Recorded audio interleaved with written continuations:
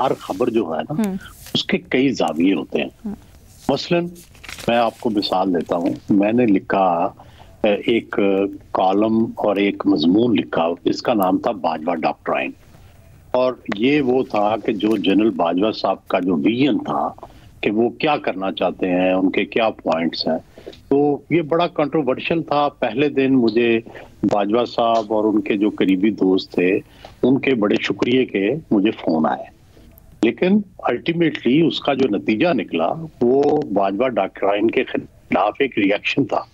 और चुनाचे मुझे बिलावल भुट्टो ने बताया, मुझे मियां साहब ने बताया कि उसकी वजह से वो जो मजमून था उसकी वजह से हमें मवाद मिला, और फिर उसकी बुनियाद में हमने अपनी सियासी स्ट्रेटजी भी बनाई और अपनी तकरीरों में भी बनाया। इसी तरह जब मैंने इलेक्शन की बात की उसमें ये एक्सपोजे मकसद था कि ये अफवाहें चल रही हैं और इन अफवाहों को मकसद ये था कि रोका जाए और जो लोग इलेक्शन टाइम पे कराना चाहते हैं वो मैदान में आए।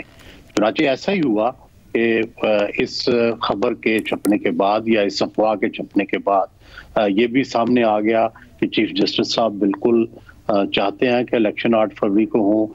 ये भी सामने आ गया कि चीफ इलेक्शन कमिश्नर साहब भी ऐसा ही चाहते हैं। लेकिन इसके बावजूद भी अभी ये अफवाहें थमी नहीं हैं। ये ठीक है कि हम उनका इजहार नहीं कर रहे, ना कर सकते हैं शायद, लेकिन ये अफवाहें थमी नहीं है। जरूरत इस बात की है कि ये अफवाहें रुकें, तभी जाके इलेक्शन जो है वो आगे चल सकेगा। इलेक्शन कमीशन ये कह रहा है ना कि इस तरह की अगर बातें होती हैं या खबरें गर्दिश करती हैं तो इलेक्शन कमीशन की तैयारियां कमजोर हो सकती हैं। ये कैसे कमजोर हो सकती है? ये तो ऐसे ही है कि हमें मीडिया को बिल्कुल बोलने से रोक दिया जाए। मेरा ख्याल है कि इलेक्शन कमीशन अपना काम करे, हमें अपना काम करने दे।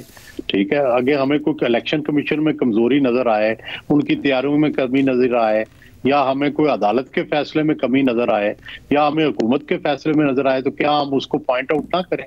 फिर तो सेंसर लगा दें। तो ये तो सेंसर है, ये मुनासिब नहीं है।